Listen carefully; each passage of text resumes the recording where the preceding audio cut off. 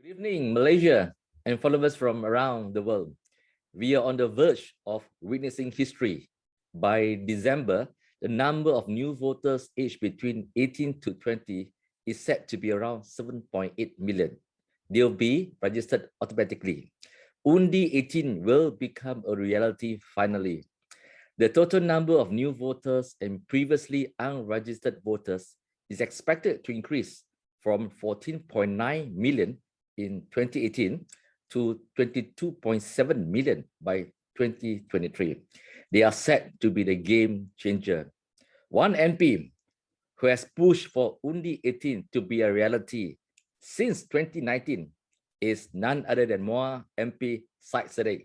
We're happy and proud to have him with us tonight. Thank you. Thank you very much for having me. Yes. Okay. YB, Syed, can you tell us what does this mean to you personally, having in Undi 18 is going to be a reality, and of course to Malaysians? Personally, it's truly heartwarming to see what one of the biggest game changers in Malaysian politics finally being executed.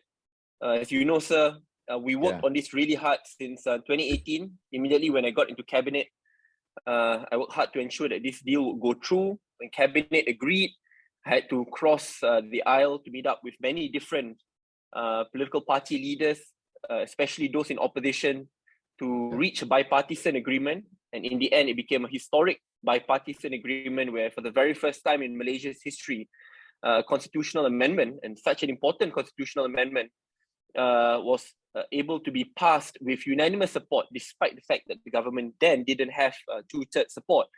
However, when there was a change in government in 2020, it was gut-wrenching to see that the Undi 18 bipartisan agreement being pushed back, and the government was using many different bureaucratic reasons to ensure that it will be postponed. However, now, seeing that it's finally being put into action, and I have to really thank our judiciary for giving a historic win via judicial review, which was filed by the Undi 18 movement, and for the government for not appealing. So to me, that means a lot, personally. But on a national level, I believe this is potentially the largest and loudest political earthquake which Malaysia has faced ever.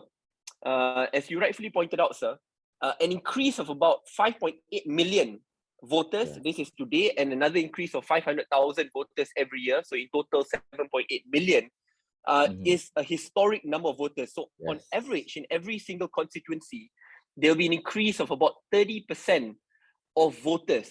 You know, when Malaysian politicians talk about politics, even a 5 to 10% increase, they'll panic. But an increase of 30% is unprecedented, especially when it's made up of a single voting bloc, which is largely young people who are very passionate, idealistic, who are very much policy driven, multiracial in minded. And I believe that from this day onward, whenever there's any discussion of policy, budgets, issues of diversity and representation, young people can no longer be sidelined. Youth issues will no longer become simply youth issues. They are now national issues. And I believe that this political earthquake will shape Malaysian politics for generations to come. You know, Syed Saddiq, the Malaysian politics have always been dominated by old figures. If you look at the leaders that we have, many of them are in the 60s, 70s, 80s, and even 90s. And none of them wants to leave the landscape. I do not know how much connection that they have, or they even understand what's happening on the ground, especially with younger voters. But having said that, the number of young voters will increase so strongly. But entering into mainstream politics for younger voters will still mean a lot of barriers, a lot of hurdles. How do we manage this situation? So Malaysian politics, especially with our established political parties, with its strong hierarchical structure, and at the same time, leaders who are unwilling to leave, and not just unwilling to leave, but is bounded by that hierarchical structure. I think Malaysian politics prior to Undi 18 will always disadvantage young people. It's very tough for them to climb up. There are exceptions who are able to break through. However, it's hard for a generation of leaders, a replacement from one generation to another. And that's really rare because of the established political structure which exists today. Undi 18 will disrupt that. And to be honest, I've already seen that happening. Simple example, when I was part of cabinet then, early on in 2018, when I was in, I pushed for a job stimulus package, predominantly for young people, called Malaysia Kerja. I said, instead of giving off one-off assistance, why don't we create a massive jobs package to ensure that young people who are unemployed will be given incentives, specifically SMEs and companies will be given incentives to hire them in a short timeline. And at first, it wasn't well received. However, in 2019, in July, after Undi 18 was passed, and the government then realized that young people will make and break Malaysian politics, almost any youth issue which I brought up then in cabinet would be passed. And that's where you witnessed during the budget 2020, which was passed in late 2019 by the Pakatan Harapan government, 6.5 billion job stimulus package was passed. And not just that, paid internship in government was passed. Higher allocations for TVET was passed. I think there were many other things which were passed, and one of the most pivotal things, but unfortunately, it didn't take place because government changed hands. The PTPTN promise, where a student will only be forced to pay once his or her income reaches about 3,000 ringgit, and then there's a gradual increase to 4,000 ringgit, like our manifesto promised. And that was passed in cabinet in January 2020 and was about to be implemented. Tun Dr. Mahathir was about to announce it during the first COVID stimulus, that because he was no longer the Prime Minister, he stepped down, he was only an interim Prime Minister.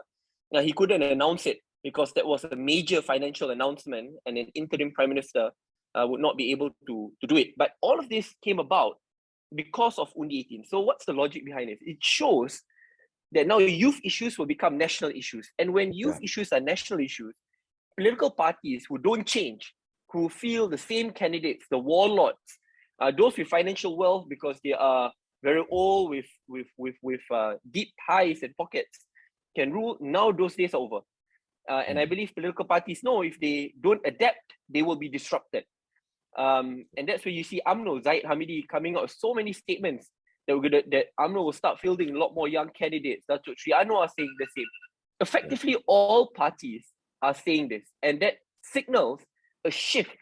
And I believe next election we'll see a larger youth composition contesting. Yeah, of course, if you look at all the statements that's been made over the past few weeks, suddenly even the mainstream parties want to be seen to advocate for Undi 18 and pushing very hard, and they want that kind of narrative. Previously, they'll be quite hesitant. What I can tell you, sir, being someone who negotiated this and representing cabinet, the fact that it took me 1 year to convince cabinet tells you of the big resistance to it. 1 year.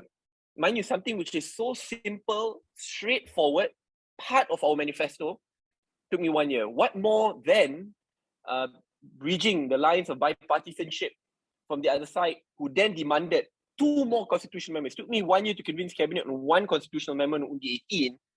But then when I negotiated with opposition, then they said, oh, we wanted 2 more constitutional amendments to be packaged together. You have to withdraw the bill. You have to table it together.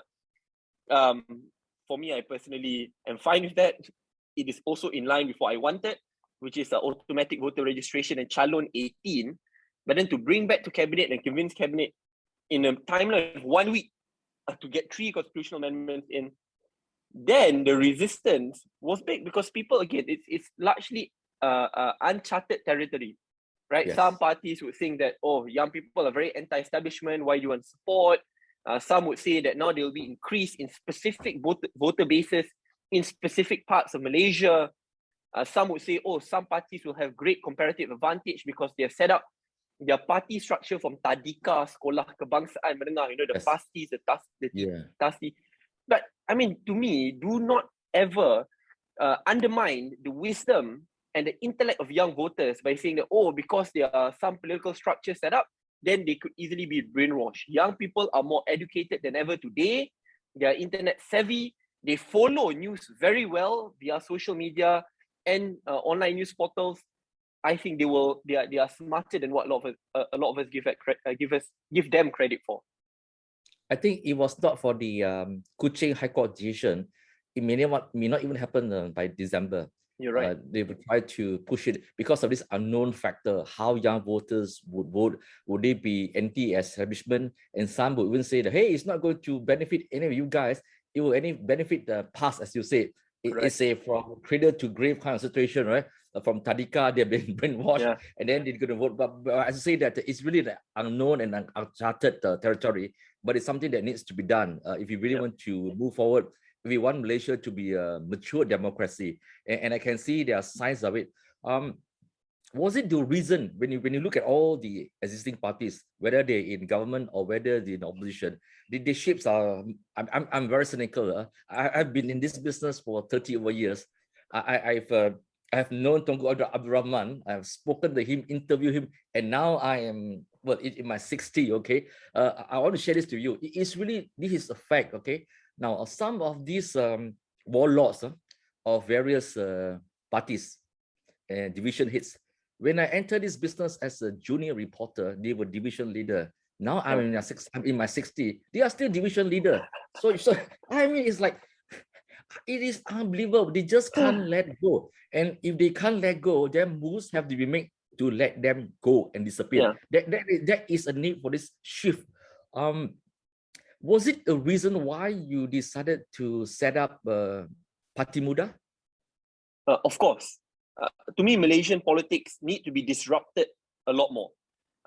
When established political parties are unwilling to change, subscribe to the same old political traditions in which impede young people from moving forward, in which warlords get entrenched, in which money politics becomes a lot more pervasive, expecting to fight from within and for miracles to happen, I think is a tactic of the past. Disrupt, if not be disrupted, right?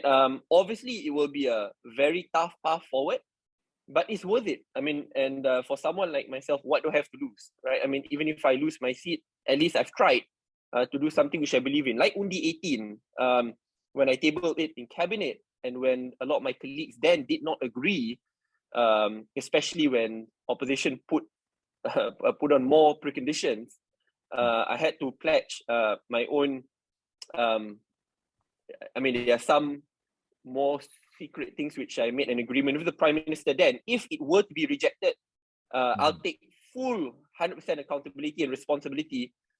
But that's a level of disruption on a policy level then.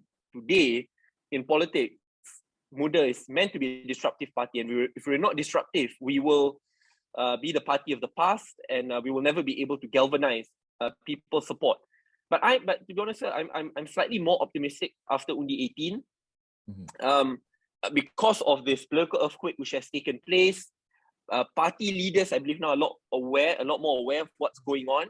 However, the main reason why I'm optimistic is not because of the statements from the established party leaders, but it's because I trust the Malaysian electorate, that if parties don't innovate, don't adapt to political changes, still practice the same warlordism political structure, then they will be removed, they will be out, they will be voted out, because you have a huge influx of young voters. And with that in mind, I think that's beautiful for Malaysian politics, because finally the electorate is back in power.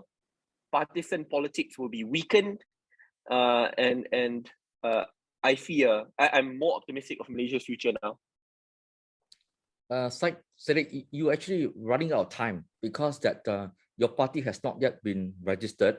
And there's a lot of talk that the general election may be held even by September next year, August, September, and that you don't have a party that's really running and functioning. You don't have a mass membership because it's not registered. What is your predicament at this point? So, I mean, obviously you must have a multi-pronged strategy. I'm slightly more optimistic that the court's decision will be in our favor. We filed a judicial review, similarly like what we did for Undi 18, it was a judicial review which got us through, because we've asked for registration since September, October last year. So it's been a good year where the government has not wanted to register Muda, and they came up with so many different reasons, overlapping and contradicting one another. And the final rejection came via a letter which had no reason. It just said that we reject, and that's it. But to me, that signals fear, right? I mean, if really we were a mosquito party, as a lot touted us to be, and we couldn't affect Malaysian electorate, then I believe we would have gotten our registration swiftly. But the fact that after more than a year, they have not wanted to register, and in this one whole year, despite no formal registration, I believe if you look at multiple different polling results, done by Merdeka Center, done by Emir Research, recently published by O2, and the ones done by Sinchu and Sinar, Muda has always featured quite prominently. In O2, we were the third largest political party, polling at about 15 to 18%. You look at the one done by Sinar and Sinchu together, we were the top 5 major political party, despite not being registered at all, ranking even higher than parties like Bersatu, which has produced 2 prime ministers. So the reason, again, my optimism is not because of Muda is great. My optimism comes from the Malaysian electorate. Malaysian voters today are so matured. They will no longer judge their vote based on who pays them more. They will no longer judge their vote based on how many divisions or cawangans they are in their respective constituency. They follow who are the ones who will fight for their issues. It's always issue-based politics today. Who are the ones who want to bring the most change? Who are the ones who will revitalize Malaysian politics? Who are the ones who will reform our political system, overhaul politics and the way we do business? I think that's what they want. And despite not being registered, that's what they will truly look for. So I'm optimistic on that path. So on getting the judicial review, hopefully by the end of this year, getting our party registered. But even if worst case scenario, the government is still unwilling and is scared to register Muda, then obviously there will be plan B, plan C, talking to different political alliances, using party flags, but via Muda. Because I do not want to join another political party. I still want Muda to be the main trusting force forward, because I want Muda to be the party of the future, and it's not meant to only be for this election. It's in preparation for 5-10 years to come, not necessarily today. So there are many ways, but as soon as you say it, never reveal your strategy early, strike them when they least expect it. I think a lot more of that in the future. What is the judicial process you're in now? Just to share what Pejuang went through, which then led to their registration, they were luckier because when they appealed to the Minister of Home Affairs, because Minister of Home Affairs has the power to decide after appeal, during appeal. However, when Minister of Home Affairs then didn't respond to the appeal, then they filed a case in court, and then the court mandated for the minister to respond in 14 days. And during the final 14th day, this is where Pejuang got lucky, minister immediately agreed. But for Muda, we went through the same process, exactly the same process. And then when the court said, okay, minister must respond. And at that point in time, just as the process was going through, that's when the minister, during the final day, that's when the minister responded, no. A single page letter saying no justification why we were being rejected. And there were so many reasons being told to us because we've been engaging with ROS. There were reasons that our members, our co-founders didn't pass the security test. I mean, God knows what the security test. We were not a bunch of criminals or terrorists waiting to terrorize Malaysia. It's called security clearance, which was meant to be done by KDN. So there were many reasons given, which was very vague because we really followed the applications. They asked us to change our constitution, we changed it. They asked us to remove some parts, we removed. They asked us to change our leaders, we changed it. We followed them. But still, in the end, we didn't get it. So now we have filed another fresh application via judicial review to get the minister's decision challenged and to get the court to allow for the process through. The reason why we're slightly more optimistic, while ROS, especially due to an amendment made in the 1980s, 1990s, gives almost full power to the Minister of Home Affairs to decide, But through recent court decisions done by the federal court, and that's why I think this federal court bench is amazing. They're smart, they're very innovative, they know how to take Malaysian democracy forward. Like in Maria Chin's case, which allow for the DG's absolute discretion to be challenged. Similarly here, I think there's a good possibility for us to win the case. As of now, while awaiting for a judicial review and of course for the KDN to approve it, Muda is still seen as a one-man show because you are a face of Muda. I went through the lineup. I can only recognize one name. The rest did not ring a bell. It is both a good and bad. Good in the sense that they are fresh, that they have to be introduced. The minor side is that it doesn't strike a name. I know that it is still not registered, but does the law allow you, or do you have that flexibility to begin to show the faces of the other leaders without infringing the law? Are you allowed to do so or able to do so? Yeah, just to answer the technical question first, whether we can. If you ask us, obviously we say yes. If you ask ROS, they've come back with multiple letters saying no. And that if we continue to do this, we will not only not get registered, but we will be criminalized. They state in the letter, it's written that it is a criminal offense, and they've informed us. That's why if you notice, we've toned down to a great extent in terms of membership and leadership announcement, but we've toned up in terms of policy propositions, ideas, dialogues, mass reach out, that we've done a lot more. But in terms of formal registration, we toned it down a little bit. However, just to share with you, sir, as I mentioned at the start, in order for Muda to survive, it's meant to be a disruptive political force. So then, uniquely, if any leader sets up a political party, there are two ways to move forward. It's either you take up established politicians, youth leaders, who have had great experience in different political parties to come on board, or you take up young, fresh individuals who believe that they've been outcasts of the system, they cannot come up within an established political power structure. They are technocrats, professionals who will not be given a place in political parties. I pick the latter because I believe that there are many great Malaysians much better than me. And I'm telling you, sir, if you meet up the leaders from Muda, more than glad to arrange a session with you, you'll understand that they're actually a lot better than me. And their experience may not be in politics, but in civil service, in academia, in corporate sector, for example. When we were during the first founding days of Muda, there were about 5 of them who were from Forbes 30 under 30, right? International recognition, they've ran their own businesses doing really well. And now they're helping us in many different ways.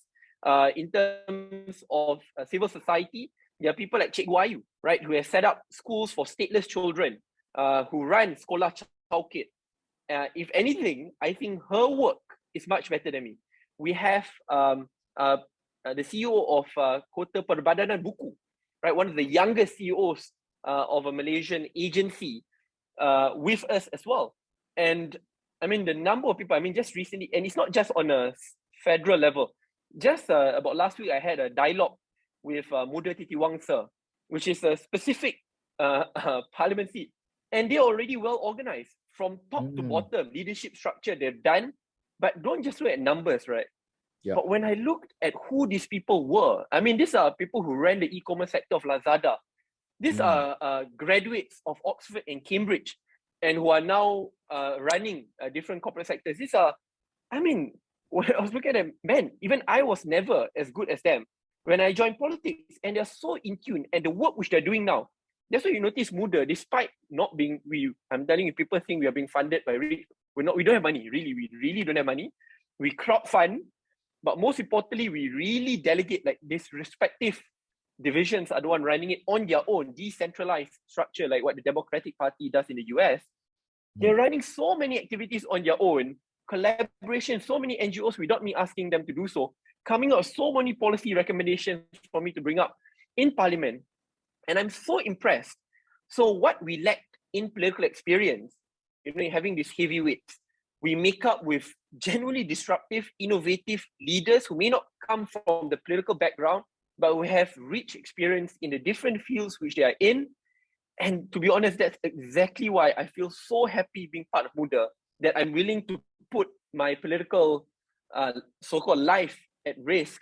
People say, if you don't join an established political party, we wipe out in next election. Because even if I'm wiped out, I feel as if I'm at home. And this is the difference, sir. When I was part of Bersatu, right? I'm not sure if you read Kit Siang's book, which was recently published. He testified as well that when Bersatu was first founded, I was the only one who said that Bersatu should be a multiracial party. Not just within the Bersatu committee, but when we met up with opposition leaders, Kit Siang was there, civil society leaders, Dato' Ambiga was there. They were the ones who, mind you, who said that it should be a race-based party then, but I insisted that it should be a multiracial party. So when there is a clash in ideology, obviously politics is about compromise. It's hard to feel at home, because when I want to champion specific issues, obviously the lambasting and the critiquing is tough. It's really tough, and I think if I were to face party elections, it'd be really tough for me to bring up the politics of principles and multiracialism and policy-based reforms, which I believe in. But now being part of Muda, I mean, not only are these people who are very like-minded, but while they are like-minded, they're not yes men. They've challenged me on so many policy propositions, but not because you're not Malay enough, you're not Muslim enough, or you're not doing enough, and now you are losing the Malay support. No, the policy confrontations is based on you are wrong on this data. This will actually hurt our level of competitiveness on an international level. Policy on taxation should be a lot more balanced. And I love it, because that's the debates which I want to take place. And even if we fail today, I mean, political parties today took decades to build up. I want to build that up. And even if I will not succeed it, I definitely do not want to make the same mistakes of the leaders of the past, where they think without them a political party cannot succeed. If anything, we all have our political lifeline. If it's not during our time, there will be many others who are much better than you, and give them a chance to lead it forward. And that will be Muda, the party of the future. Was it this politics of compromises that you had to go through previously? I was told that you were ordered, okay, to do a dinner with Zakir Naik. Is that correct? Yeah. So just to share the story, it's a slightly long story, but allow me to summarize as quickly as possible. And I've said this in public as well. When the discussion of Zakir Naik came up, I was one of the persons who brought it up in cabinet. I remember Gobind Singh brought it up as well. And we were discussing what should have taken place. I mentioned in cabinet as an official stance, despite being the co-founder of Bersatu, a mono-ethnic race-based political party, I said that we cannot tolerate this. It has happened not just once, but a few times before.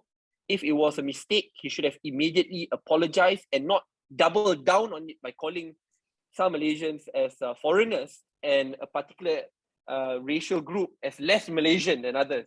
I mean, it's already tough if it comes from fellow Malaysians.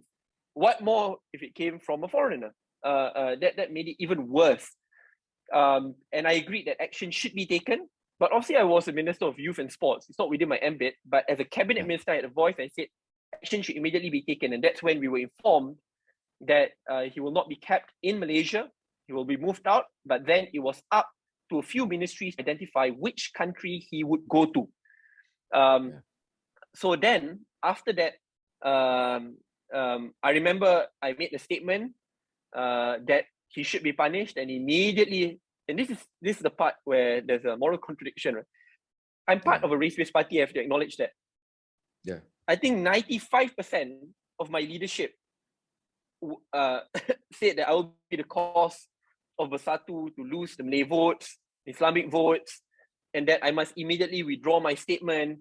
And what more when I'm not just a minister, I'm also the youth chief of the party, co-founder, and it was ridiculously strong, not just from top leadership, but even in the youth level. And this is why I thought, I mean, these are people I've worked with for a long time, but they shared the exact same opinion. That's why in Bersatu, you'll only recount two people who spoke up against this, myself and Tan Sri Rais Yatim. And to be honest, I didn't expect Tan Sri Rais Yatim to speak up about it, so I actually was very appreciative of his statement and comments, which was similar to mine.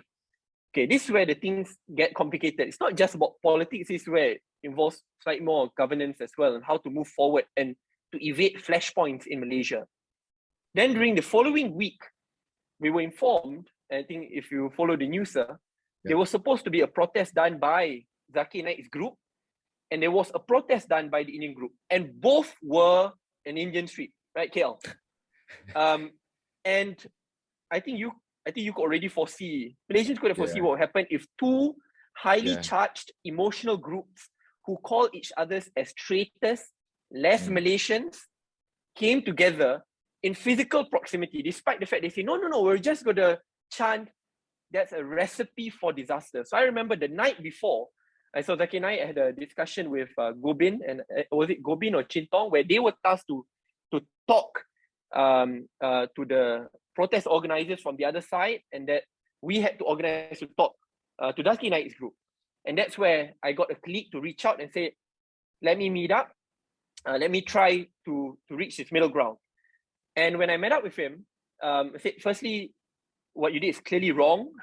There must be an apology, and he did apologize on that. And to be fair, he did apologize, but he said it cannot be a half-hearted apology, right? I mean, it's not just an apology, but it's to stop commenting at all about Malaysian politics.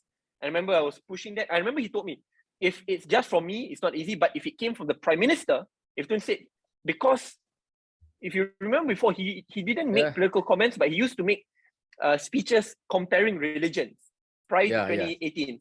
But then I remember it was a time when Dr. Mahathir gave like a gag order, stop making this comparing religions to one another is sensitive in multiracial Malaysia. So he stopped for a bit, but then he started talking about politics. So he said, stop on this as well. So he said, if the Prime Minister says so, I'll do so. So I said, my commitment is I'll get the Prime Minister to tell this to you, or at least the office will tell you. He said, if that's the case, he will stop. So, and then I mentioned about the protest. He said, okay, never mind. He's been advised as well. I think the police went up. He will stop on that front. And this is my mistake, which I've apologized before and I will apologize again. My mistake was, I don't think there was a need for me to post it up in a way as if like, oh, I'm the one hosting, that this is a done deal, that feelings of Malaysians could just be put aside despite these painful, divisive comments were made. If anything, when the agreement was done, okay, we'll no longer comment on these issues, protest called off, then it's done, right? I mean, I could have just kept quiet. But I think the posting was very insensitive, and that's where I apologized profusely. And until today, I still insist on the same stance.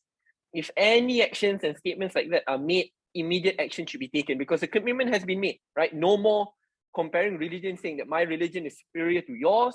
No more making statements like you as a leader are less Malaysian because you champion this particular platform, or at the same time you are, as a racial community, you are less Malaysian because you keep on challenging people on very sensitive issues. I mean, this has to stop. But from that day onward, you notice until today, if you notice, there are no statements anymore. I think he knows that that's the red line. But I from my side, it's still a mistake. I should have been, as a leader, I had to be a lot more diplomatic. I had an outcome to achieve, but I think I should, and until today, I'm very careful. I learned from it. I learned from it a lot. No, you know that, YB, it's quite amazing. Here we have a foreigner who can't even speak Malay, but speaking to Malay audience, and that he gets the attention, and they're cheering away, not knowing what was he talking about. Then he's one guy who's not wanted by any Islamic country or Muslim majority country. Nobody wants to see, but we are stuck with him. And I'm glad that he has now learned to just keep his mouth shut and continue to do what he's supposed to do. Now, coming back to this race and religious narrative, I'm really sick. Okay, this is 2021. We are going to 2022. Issues of 1959, which we handled quite better than. 1969 is over. 3/4 or half the nation were not even born in 1969. And none of them carry these baggages. Okay, we continue to play this race and religion narrative, which is so sickening. Okay, young people, how do they react? What are the issues that really matters to them the most? This is the other reason, sir. Whenever I meet up with foreign embassies, businesses, business groups, and when they ask me about Malaysia today, despite the so-called gloom which is over our heads, I'll always come up with the same outcome. The gloom is temporary. I'm highly optimistic of Malaysia's future, no matter who you are. And people think in opposition, you're supposed to deride Malaysia. I disagree. I meet up with them and say, yeah, there's some problems now, but I'm so optimistic. And I'm optimistic because of the youth populace and what would happen in the future. I believe young people of today are a lot more multiracial minded, issue focused.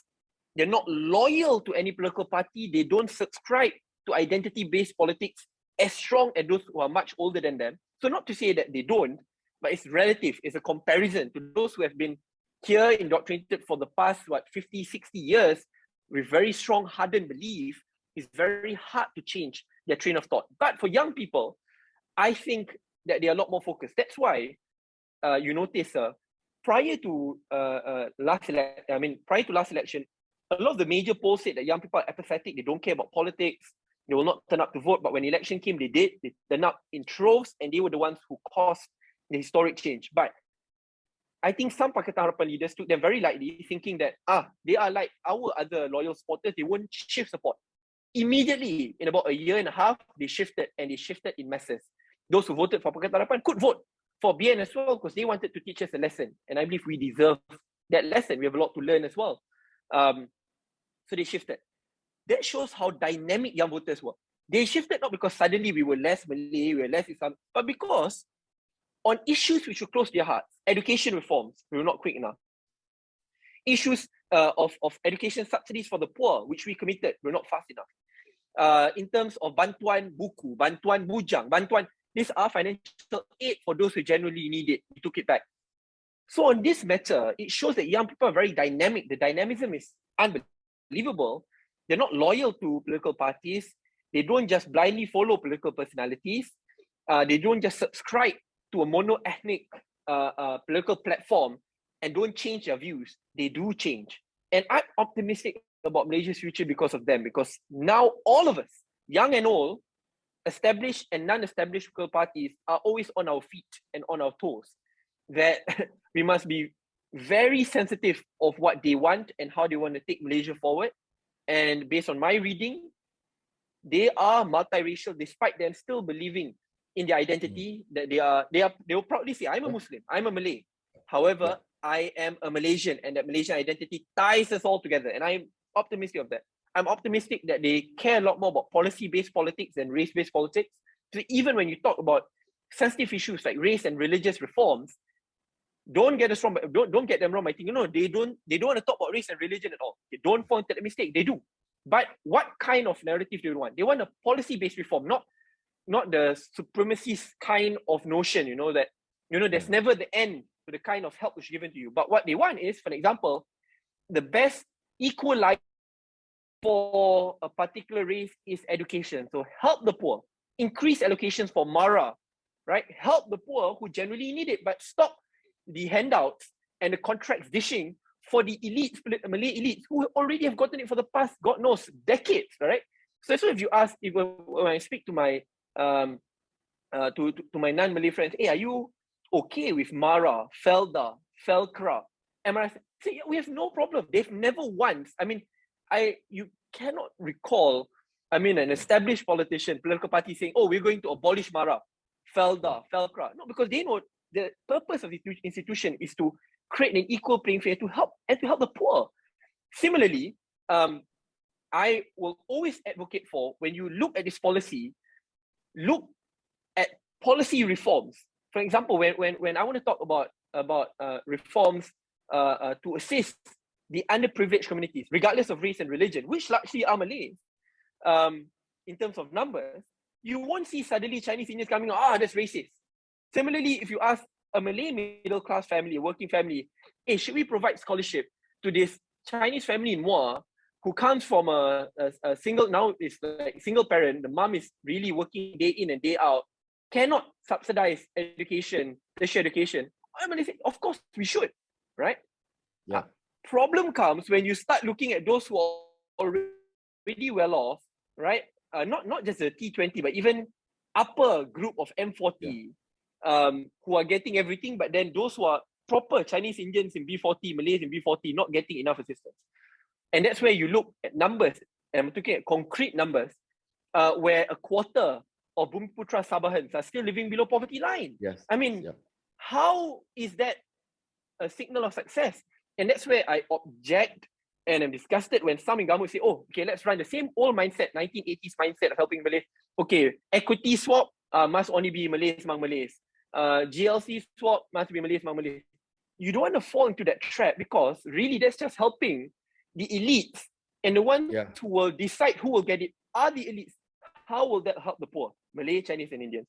So the way forward is policy reforms, not just a purely racial platform, which to me weakens the purpose of helping the underprivileged Malaysians which exist today.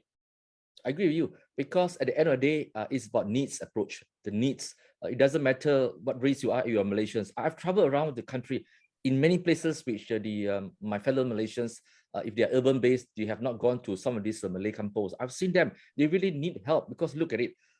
They are stuck in villages in Sabah and Sarawak where the kids don't have access to tuition classes. Urban people take tuition classes for granted, but there they are. They don't even have textbooks. They don't have additional help textbooks to guide them. They live in a very tough situation, and obviously they need the support, the little help to push them to get better education, which will progress them in life.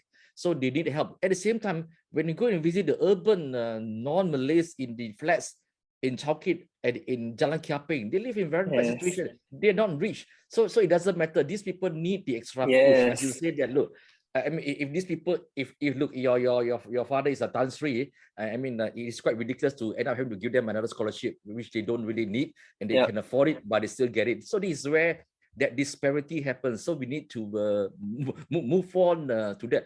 I mean, like we have a situation where our ranking in the World Bank of the port logistics has dropped. We have lost to Thailand. I mentioned it last night in my interview, and we're still talking about this 51% equity. The poor Malays in the campo is not going to be able to buy this 51%. They don't know how to run it. Even if you give it to them, they can't run it. So it'll be the same people who will get it, as you say.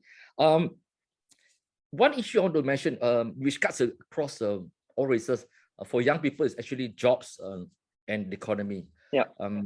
Many of our Malaysians, especially in the COVID-19 generation, until today, you can have a first-class honors in engineering, you still can't get a job, not even an internship, okay? And that they're doing gig economics. Look at the number of Bumiputras, they are doing gig economy. You sometimes, they work very hard. They work so hard. I mean, they beat the traffic light because they want to get the extra bucks, you know, and that it's so hard. I talk to them, it's like I think there's a radio interview which has been done by Douglas Lim. He interviewed a PhD holder who's a food deliverer. I'm like, oh my God, I thought this, like, my God, I cannot believe it. And the graduates are competing for jobs which is very suitable for SPM school leavers. They're working in convenience shops. So these are issues which affects every race. And obviously, jobs will play a major role. Now, obviously, the name Muda, you appeal to young people, but do people in their 60s like me get a chance to enter Muda, for example? So just to share, our oldest member of Muda, maybe not 93, I mean 94, 95 like Tuna, but it's 83 years old. Wow. We are open to all. And if anything, the politics of principles, multiracialism, policy-based politics, and the demand to overhaul Malaysia is not exclusive to young people. There are many of those who are way older than me, my grandfather's generation, who may not want to play a front role in politics, but want to reform it, who may want to be a contestant. By the way, we're not stopping candidates. If you must be my age in order for you to be a candidate. Members can be young. Leadership can be old as well. It's fine, but you must follow and subscribe to these ideals of how we want to change Malaysia. We want Malaysia to be multiracial. We want Malaysia to be policy-based. We want to overhaul the political structure by decentralizing power. We want to focus on issues of jobs, climate change, education overhaul. But one thing which we share in common is that cosmetic changes or small changes are no longer enough. We must overhaul Malaysia in order for us to turbocharge our country forward. To put it simply, you mentioned about the jobs problem in Malaysia. And this is not suddenly it appeared, and it cannot be blamed only on one government. That's why it's unfair for me. Oh, it's all just Najib. No, it's not. It's a structural issue. right? Education woes. It is a structural issue. So that's why, for example, in Parliament recently, some people talk about like some piece by piece policy change. So no, we have to, if we just go piece by piece, we will never be able to compete. Indonesia, Nadiem Makarim, a good friend of mine, then he was the founder of Gojek, multi-billion-dollar unicorn, a decacorn status. Now he's the Minister of Education. My God, he's turbocharging Indonesia's Minister of Education, right? Cutting down unnecessary subjects, focusing on maths and science, increasing usage of English, removing religious compulsion. He's facing backlash, but do you see him bowing down? No, he's very focused. Malaysia must do the same, right? Can you imagine every time there's a new minister, there'll be new subjects being included, and then like timeline being increased, change minister, another subject being included, and then after that, time taken to become a graduate is much longer. And it's very hard to talk about these issues because it's unpopular, it's sensitive. But how long are we going to practice the politics of pandering? If I wanted to practice the politics of pandering, I would have stayed in Bersatu and maintained my minister's position. But it's time to disrupt Malaysia, right? We have to overhaul it. And that's where, when I talk about education reforms, it is about shortening time. It is about removing the unnecessary subjects. It is about making it optional. It is about giving more choices for people to pursue their passion. It is about having a lot more targeted assistance instead of just giving scholarships to those from a particular community. And it's tough, but it must be done, right? Because that's how you turbocharge a country forward. So on this path, I think if we don't make these changes today, not to say Malaysia will be a failed state, I think we will be there, but we will be a country trapped in complacency and mediocrity.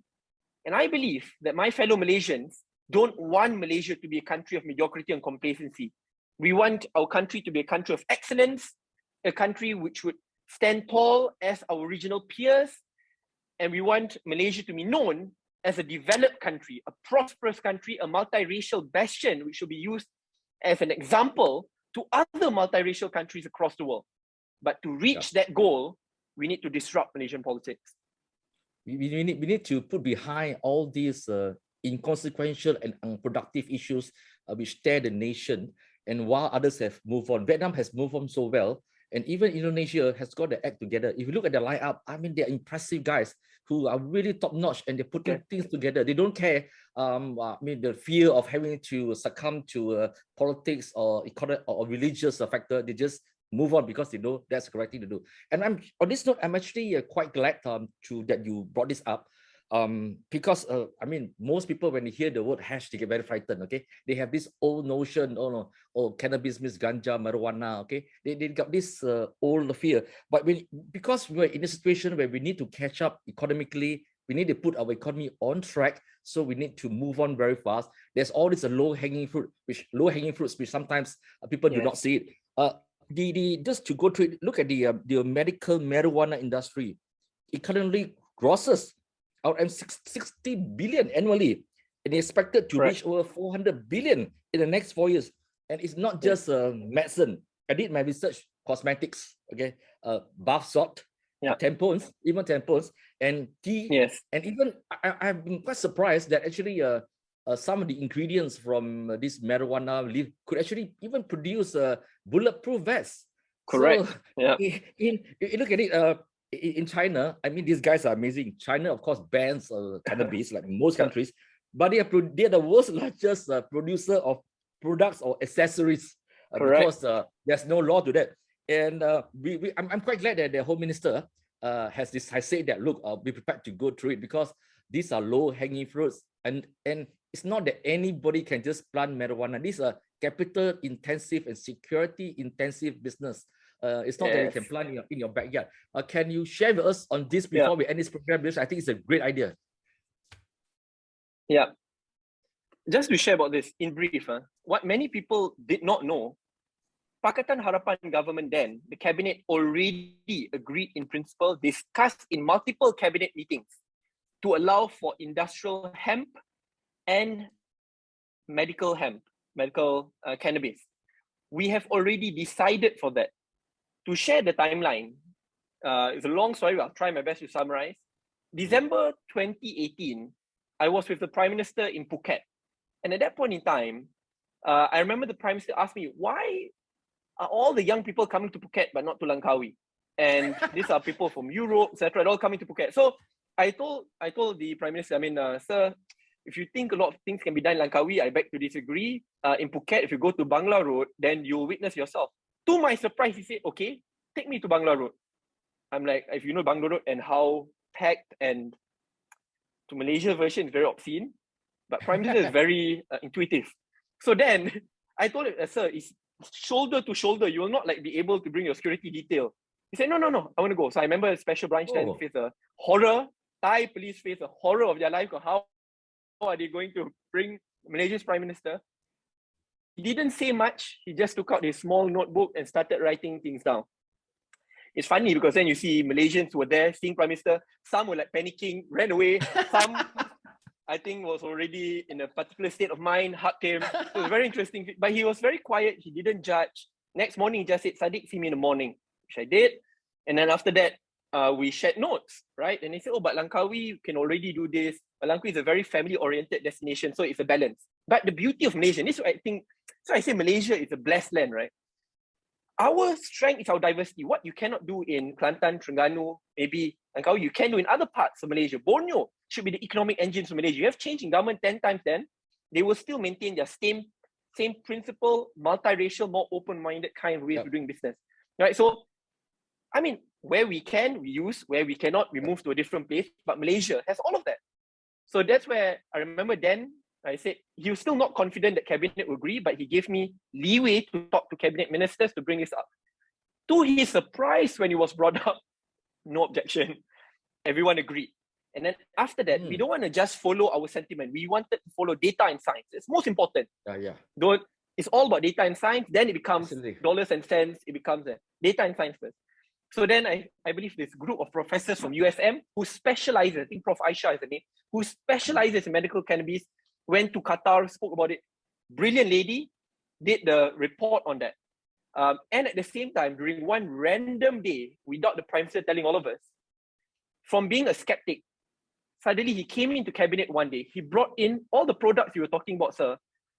Suddenly, he brought all of that and distributed to all of us across the table. So can you imagine how someone who knows medical cannabis really well, oh, cookies, oh, like all the stuff, you know, from the clothing to the, you know, like, and I said, oh, we were all joking, oh, so can we open the cookie jar and eat it now? And obviously we were just laughing lah. But we were passing on, and that's where the Prime Minister said, it is actually a big opportunity. Malaysia is our production will be better, like how we do durians. We can outcompete the world when we're given a chance, but must do it competitively, not a monopoly. That's clear. We made that clear. Must be done competitively. And then we waited for the report, and when the report came in, MOH said that they will ensure that based on data and science that medical cannabis is good, and that's why you see about 40 countries have already legalized medical cannabis, and not even a single of those countries after legalization made a U-turn, which meant that they know that the benefits are much, much higher. In terms of financial benefits, the biggest market will not just be Malaysia, but export purposes, which should be the greatest. Even though Thailand has done it in our region, Thailand is first, but Malaysia's competition is much better than Thailand. I think we can outcompete them in no time, especially in Thailand when there's a lot of chronism, distribution of contracts still very much limited. If we do it in an open, transparent, meritocratic fashion, I'm telling you, we will be the leaders in Southeast Asia. We can export it to US, Canada, and as you mentioned, it's not just a 10, 20 billion, it's expected $400 billion industry. Malaysia can be the lead. So that's why when the change in government happened, what a lot of people didn't know, and first time sharing it, the final meeting to consolidate private sector's opinion, the medical industry's opinion, MOH, KDN, which is more the security regulations opinion, Prime Minister's office leading it, and I was the coordinator, was supposed to be Tun stepped down on the Monday. If you remember, Tun stepped down on Monday. The meeting, final meeting to coordinate, where we all agreed, in principle we agreed now to execute and to announce, was supposed to be the next day, on a Tuesday. But then obviously government fell, so it's super frustrating because we were so close. So that's why Now, I'm appealing to the government. I mean, if they are fearful of the political backlash, hey, we already authorize it. So, I mean, it will be hypocritical for us to suddenly say, oh, this is unpopular, you can't do it. No. If they're fearful of the data and science, follow the data and science. If they want to do one more research or they want to commission multiple groups, do it. I'm telling you, the result will be the same because the 40 countries have showed the same, and the data are not just new, like vaccine, there's not much precedent behind it. Now you have years and decades of data to look at and to compare. And they want to do it on their own, they can. We've also carved out a land, I think it was in Kedah, under NCIA to do that research and to be a starting point. So they can look at that as well. But I'm not sure what happened to that after government change. The good thing now is, when I spoke to Minister of Home Affairs, I spoke to multiple ministers in government. They have no objections. So I believe there will be a discussion.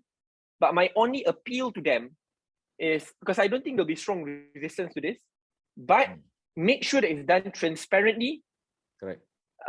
Make sure that competition is that. The last thing you want is only for like a monopoly to get it. Then it will be like Thailand, right? You announce it, but then the economic impact is localized and only among the elites. But once you open it up, the final part I just want to share very briefly, and the lowest hanging fruit for me, to be honest, let's say that takes a long time.